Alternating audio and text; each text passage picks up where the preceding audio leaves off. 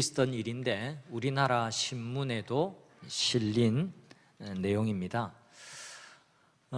미국 위스콘신주 메디슨에 사는 토마스 쿡은 작년 1년입니다. 1년 전 6월 10일에 복권에 당첨이 되었습니다. 상금은 우리나라 돈으로 환산을 해서 무려 264억이었습니다. 억소리가 몇 군데에서 나네요. 엄청난 금액이죠.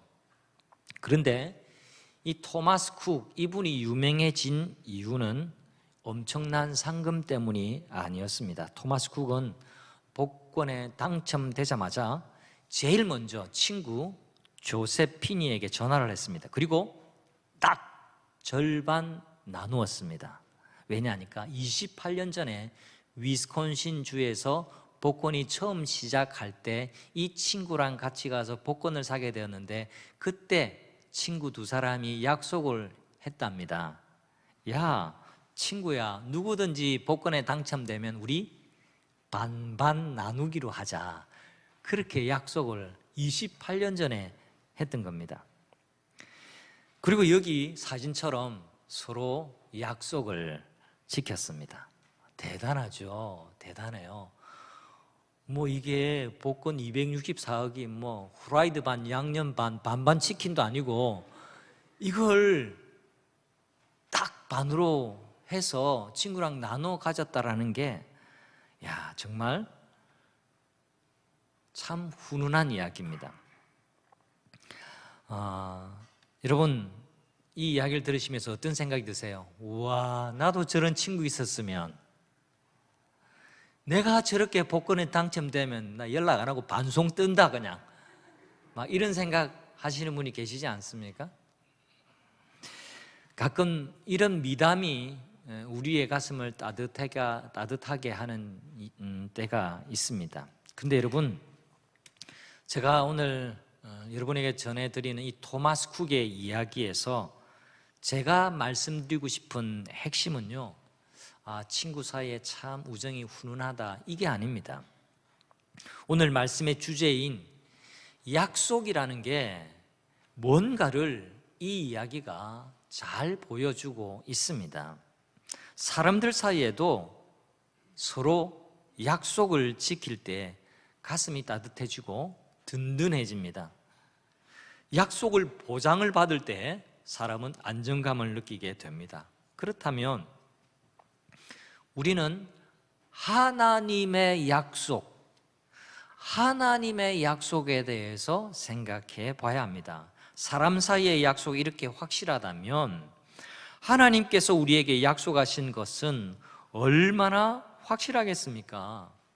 사람이 한 약속이 아니라 하나님이 하신 약속인데요.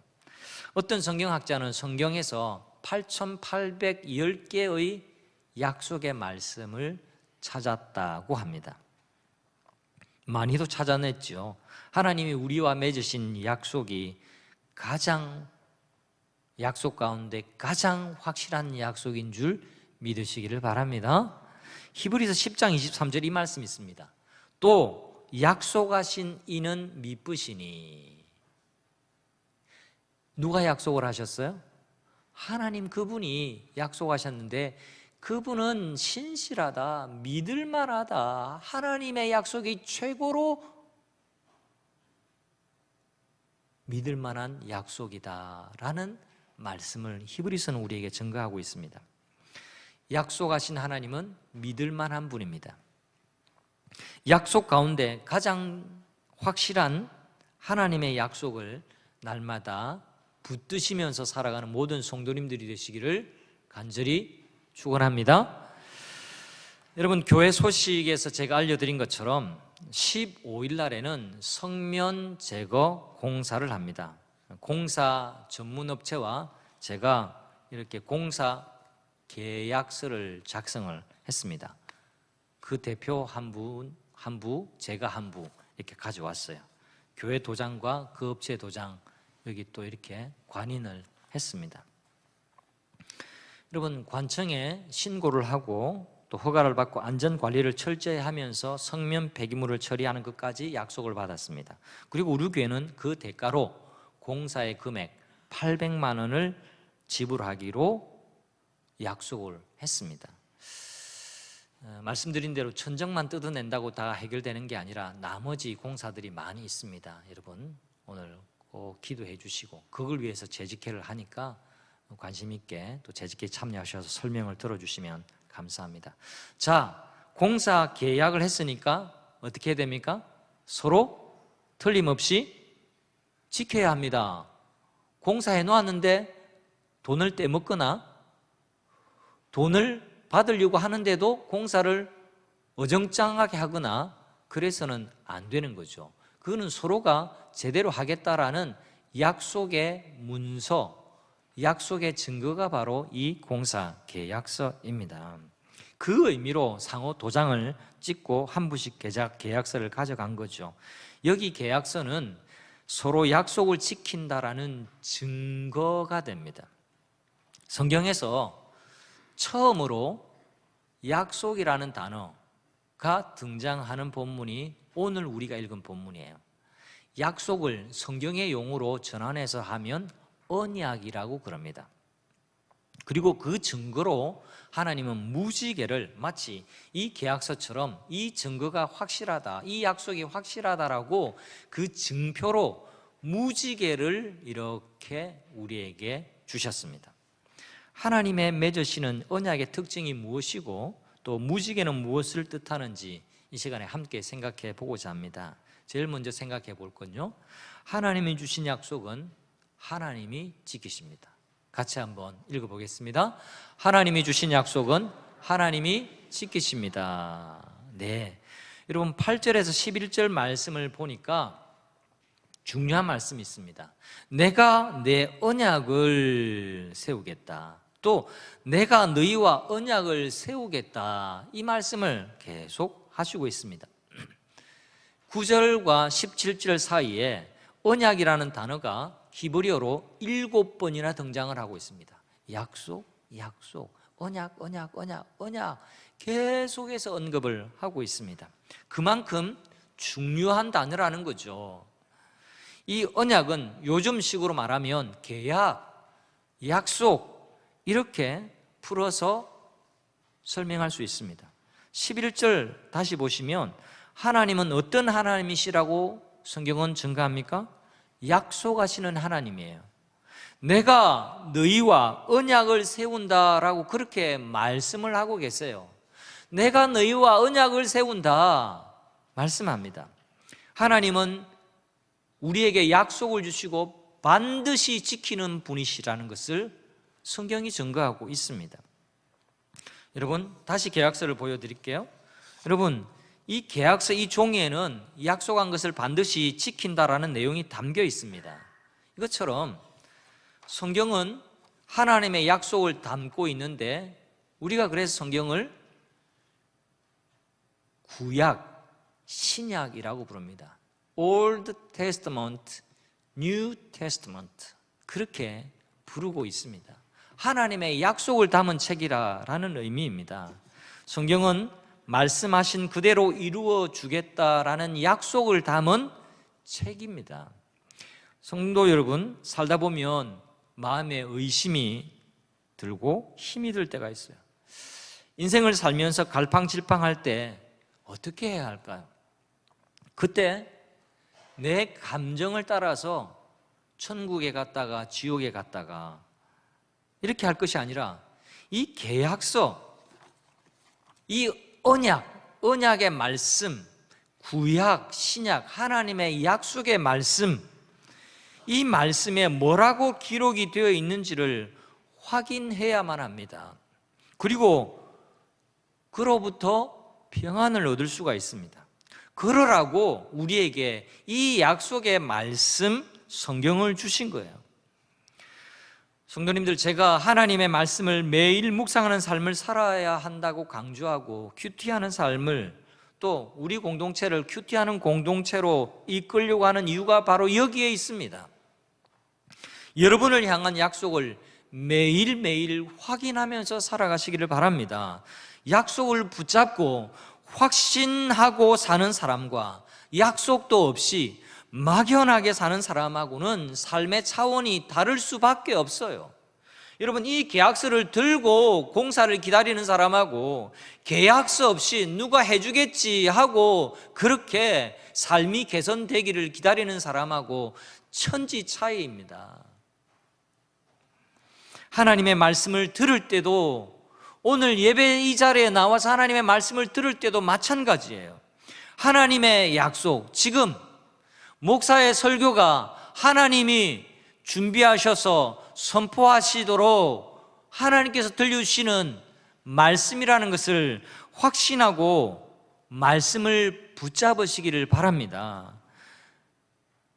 제가 어떨 때 예배 시간 나가니까 목사님 연설 잘 들었습니다. 네, 초신자분이라서 이해할 수 있어요. 네, 초신자분이 그렇게 말씀하는 것은 전혀 흠도 아니에요. 근데 여러분 마음속에 목사님 연설 잘 들었습니다 이렇게 돌아가시면 여러분이 영적으로 성장하실 수가 없어요. 여러분, 설교의 시간은 목사의 연설 시간이 아니에요.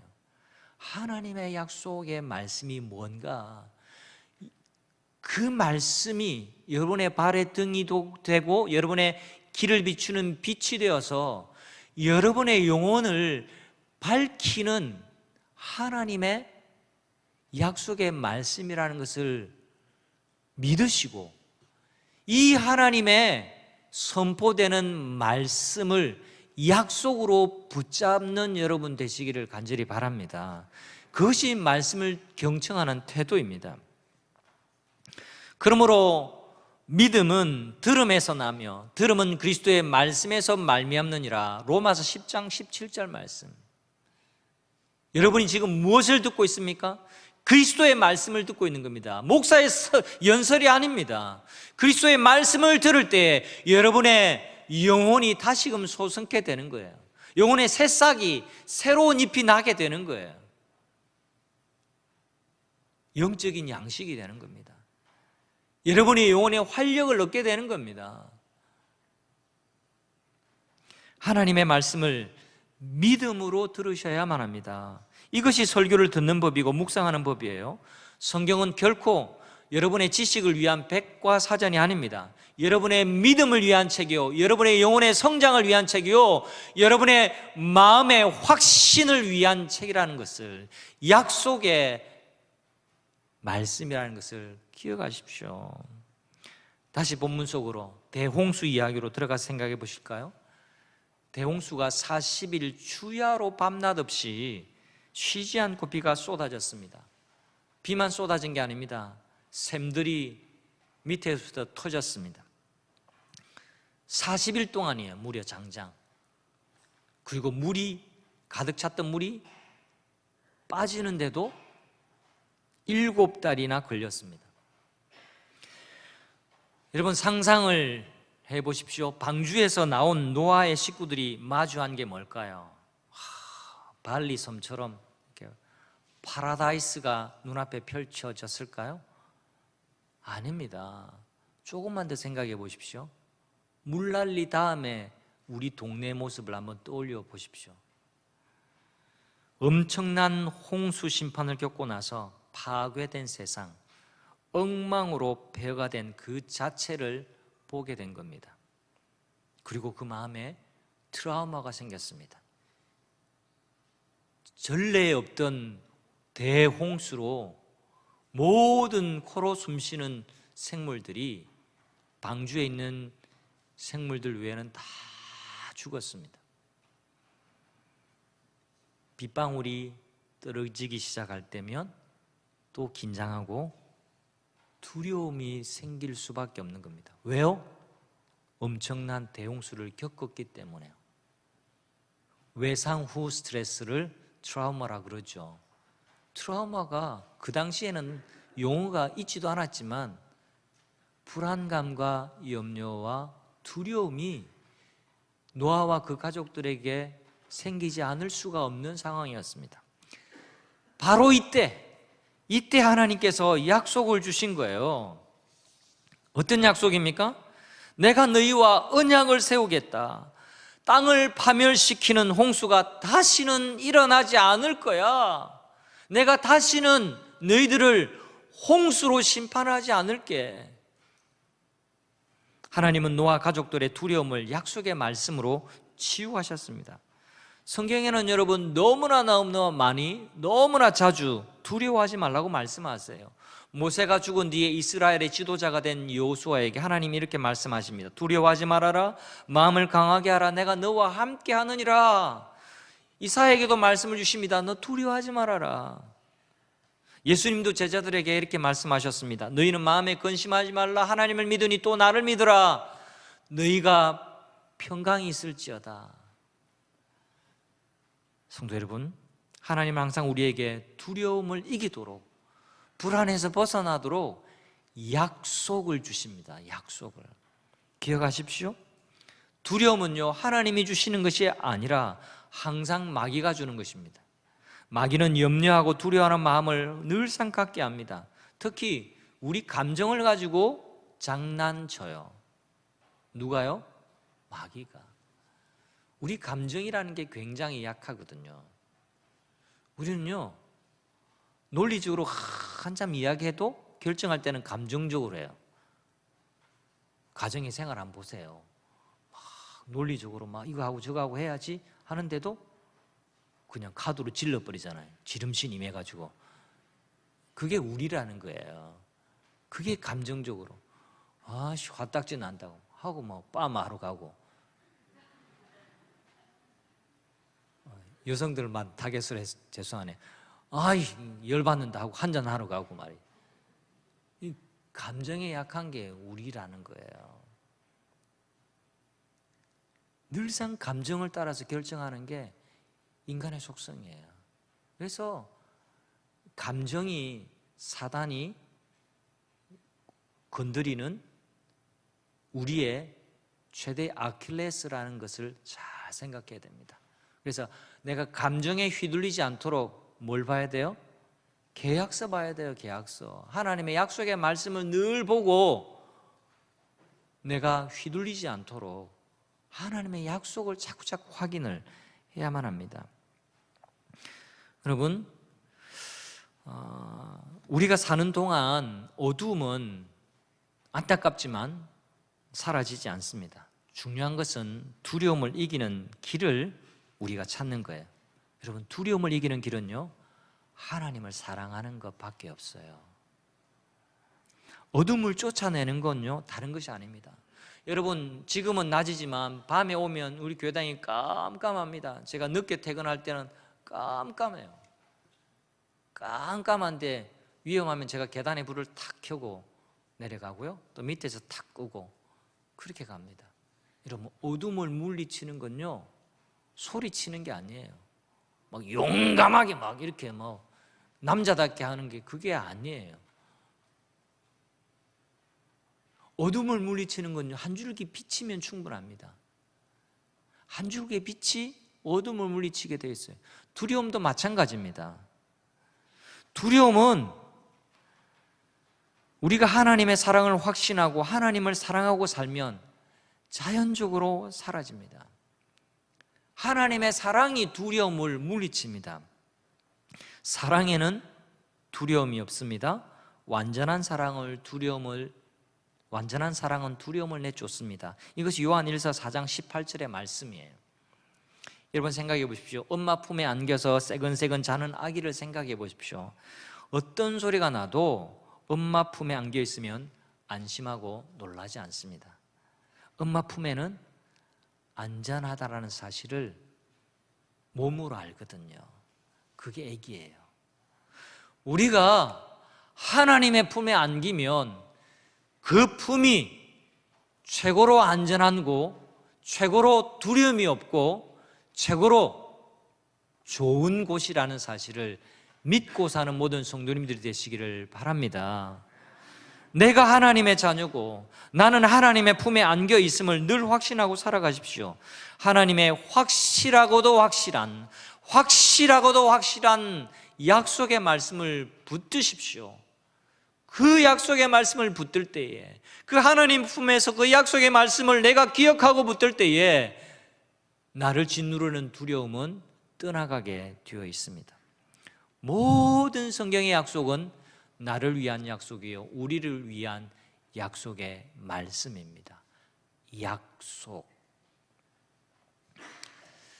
하나님께서 약속을 주셨는데요, 그 증거로 뭘 주냐 하니까 무지개를 주셨어요. 여러분 14절 15절 말씀을, 성경을 보시고 또 화면을 보시겠습니다. 제가 읽어보겠습니다. 여러분, 무지개가 구름 속에 나타나면 내가 내 언약을 기억하리니 다시는 물이 모든 육체를 멸하는 홍수가 되지 아니할지라. 무지개가 구름 사이에 있으리니 영원한 언약을 기억하리라. 여러분 여기 보니까 잘 보세요. 누가 기억을 하겠다라고 말씀하고 계세요? 누가? 하나님이 기억하겠다고 말씀을 하세요. 하나님이 기억력이 부족해서 무지개를 두신 게 아닙니다. 또 무지개를 보셔야만 하나님 너희를 물로 이제는 홍수로 심판하지 않을게, 이 약속을 기억하실 분이 아닙니다. 그런데 표현이 참 흥미로워요. 내가 기억할게. 내가 무지개를 볼 때마다 내가 너희에게 준 약속을 기억할게. 여러분 이 부분 잘 이해하셔야 됩니다. 하나님 우리가 잘 알아듣도록 우리 편에서 설명하는 경우가 참 많아요. 하나님은 인생이 아니시기 때문에, 시건치도 아니시고 하나님 인생이 아니시기 때문에 굳이 이렇게 기억하니 안 하니 그렇게 말씀 안 하셔도 되는 분이에요. 근데 왜 이렇게 사람처럼 이렇게 표현을 하시느냐? 하나님께는 무지개 같은 현상조차도 필요하지 않으십니다. 무지개는 두려워하는 노아 가족을 위해서 주신 것이지 하나님을 위해서 세워놓은 게 아닙니다. 약속을 믿지 못하는 우리를 위한 것이 분명해요. 그런데 하나님은 13절 다시 보세요. 내가 무지개를 보고 절대로 잊지 않을 테니까 너희들은 두려워하지 말라라고 지금 말씀하시는 겁니다. 두려워하지 말고 염려하지 말라라는 하나님의 설득입니다. 하나님의 배려입니다. 이렇게 말씀하시는 거야. 노아야 저기 무지개 보이지? 너 무지개 보이지? 그러니까 믿으렴. 내가 다시 너희를 심판하지 않고 너를 지킨다라는 것 믿을 수 있겠니? 의심하지 말고 믿으렴. 두려워하지 말고 용기를 내. 이런 의미로 하시는 말씀이에요. 이 무지개는 누구를 위한 무지개라고요? 우리를 위한 무지개예요.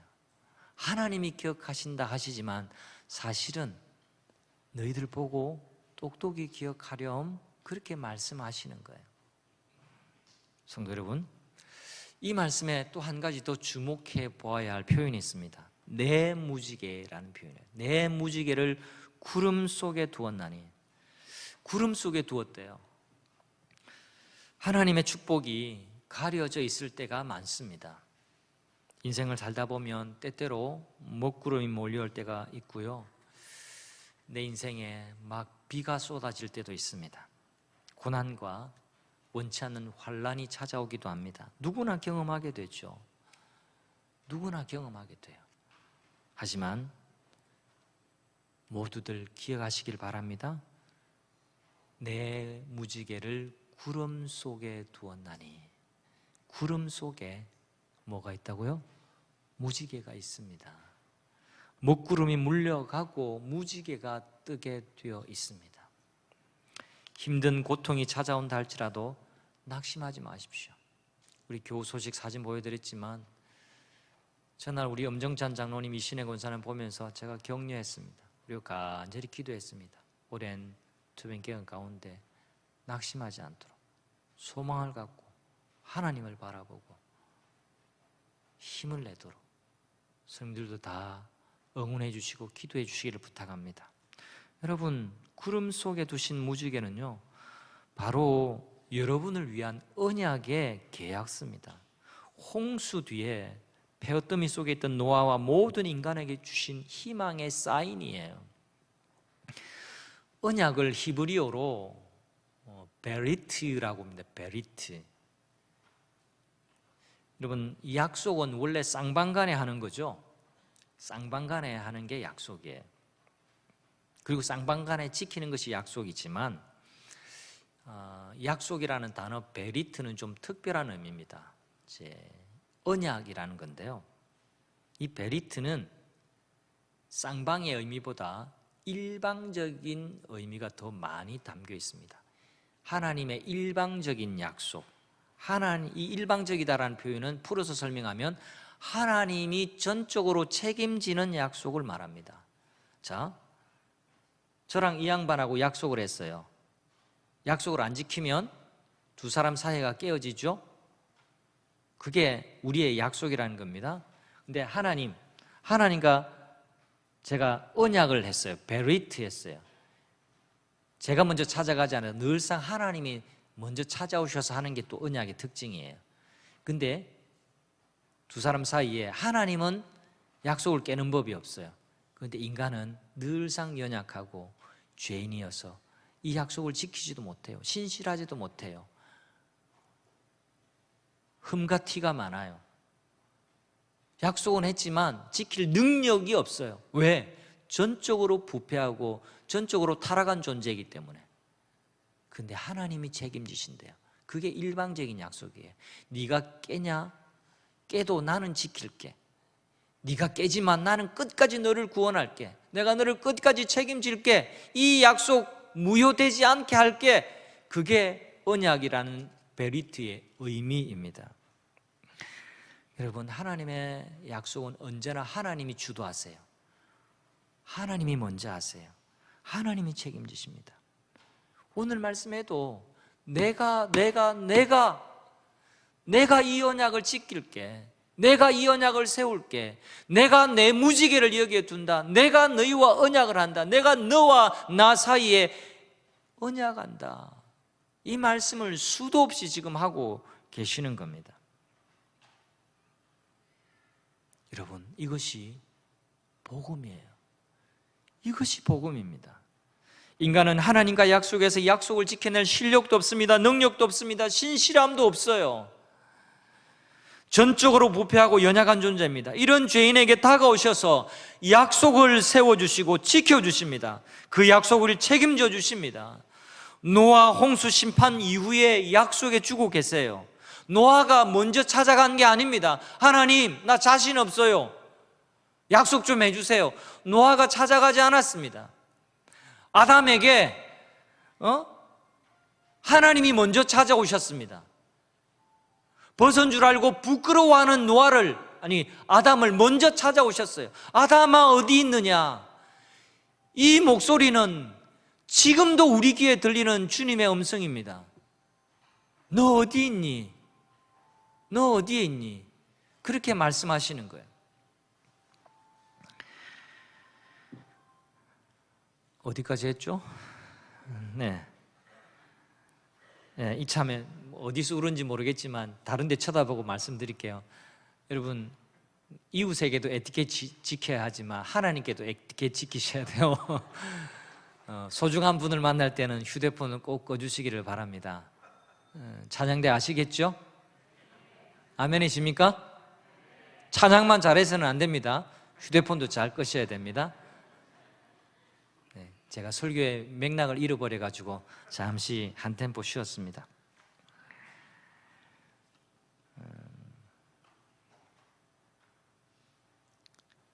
이런 죄인에게 다가오셔서 먼저 약속을 걸어주고 지켜주셔요. 그 약속을 책임져 주십니다. 노아 홍수 심판 후에 약속해 주십니다. 하나님이 먼저 약속을 해주셔요. 여기서 질문이 생겨요. 왜 하필이면 무지개일까? 이런 질문 안 생기세요? 찬양대 이런 질문 안 생기세요? 왜 하필이면 무지개일까? 왜 무지개일까? 무지개가 히브리어로 게쇠드라는 말입니다. 네, 여러분, 이 게쇠드라는 말의 뜻은 원래는 활이라는 뜻이에요. 활. 여러분, 활이 이렇게 걸쳐 있는 것과 같죠? 무지개가 그렇게 생겼어요. 무지개 모양이 그렇다라는 겁니다. 여러분, 활은 전쟁의 도구입니다. 활은 시위를 당겨서 적을 죽이는 무기가 됩니다. 무지개를 활로 한번 생각해 본다면 이 화살의 시위, 이 책임 소재, 이 언약을 깼을 때의 재앙은 누구에게로 가게 되어 있습니까? 하늘로 향해져 있어요. 땅에 있는 이 백성들을 향해 있는 게 아니라 하나님 이렇게 말씀하는 겁니다. 내가 내 생명을 걸고 약속하마. 내가 책임진다. 너희를 구원하는 약속은 내 생명을 걸고 하는 약속이야. 이게 십자가 사랑입니다. 독생자를 아낌없이 우리를 구원하시기 위해서 우리의 죄값으로 내어주셨습니다. 그게 십자가예요. 그래서 하나님께서 내 무지개라는 표현을 사용하고 계세요. 13절에 다시 보실까요? 내가 내 무지개를 구름 속에 두었나니. 하나님의 무지개 약속이 신약에서 온전하게 드러나 보여주는 현장이 바로 십자가입니다. 우리는 다 양 같아서 그릇 행하여 각기 제 길로 갔거늘 여호와께서는 우리 무리의 죄악을 그에게 담당시키셨도다. 하나님의 아들 예수 그리스도 그에게 우리의 모든 죄값을 다 짊어지게 하시고 그가 다 감당토록 그렇게 약속을 이루셨어요. 불순종과 타락으로 죽을 수밖에 없는 죄인을 더 이상 물로 심판하지 않으리라, 세상을 멸하지 않으리라, 이 약속을 진짜 이루신 곳이 바로 십자가 위입니다.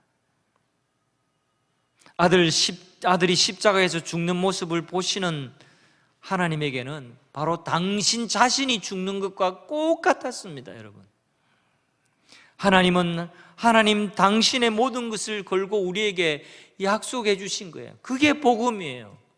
그게 우리에게 주신 구원의 사건입니다. 성도 여러분, 우리에게는 놀라운 약속이 있습니다. 누구든지 주 예수의 이름을 부르는 자들마다 구원을 얻으리라. 할렐루야. 누구든지 주 예수의 이름을 부를 때 구원 얻게 됩니다. 영혼 구원뿐만 아니라 모든 질병과 고통과 두려움과 괴로움에서부터 믿음으로 구원 얻을 줄 믿습니다. 여러분, 이것이 복음입니다. 그러므로 주 예수의 이름을 날마다 부르는 이 한 주간 살아가시기를 바랍니다. 믿음의 고백을 하십시오. 믿음의 고백은 세례 때만 하는 게 아닙니다. 오늘도 말씀을 받고 믿음으로 고백하십시오. 우리가 말씀을 듣고 기도하는 이유가 바로 여기에 있습니다. 믿음의 고백을 드리는 겁니다. 우리가 말씀을 듣고 결단의 찬양을 하는 이유가 여기에 있습니다. 믿음으로 반응하는 겁니다. 약속을 붙드는 겁니다. 이 계약서를 내가 쥐고 있는 겁니다. 하나님의 약속을 내가 마음에 새기는 겁니다. 예수의 이름을 부를 때에 영혼이 구원을 얻고 생명이 살아나는 역사가 일어납니다. 이 약속은 하나님이 주신 약속이에요. 가장 확실하고도 확실한 약속입니다. 하나님의 약속은 반드시 이루어지는 줄 믿습니다. 우리 교회가 이 약속을 확신하고 붙들면 이 약속대로 우리 교회는 구원의 방주가 될 것이고 우리 교회를 통해서 날마다 구원받는 자가 많아질 줄 믿습니다. 이 사명을 우리에게 주셨어요. 우리는 세상의 여러 가지 문제와 근심으로 불안과 두려움에 휩싸이게 될 때가 많습니다. 그때마다 성도 여러분, 하나님의 약속의 말씀을 기억하고 붙드시기를 바랍니다. 우리의 마음속에 떠오른 무지개는 예수 그리스도의 십자가예요. 예수 그리스도가 우리의 마음에 떠오르는 무지개입니다. 하나님께서 우리 마음에 두신 무지개, 오늘도 구름 속에 있는 무지개를 바라보시고 믿음을 잃지 마시기를 바랍니다. 어려움이 있어도 소망을 가지시기를 바랍니다. 그 약속이 우리에게 있습니다. 주님의 위로와 평강을 느끼는 한 주간이 되시고 하나님의 약속의 말씀으로 영혼의 새 힘을 얻는 모든 성도님들이 되시기를 축원합니다. 다 함께 자리에 일어나셔서 함께 찬양하겠습니다. 오직 예수님뿐입니다. 오늘도 은혜로 내가 살아가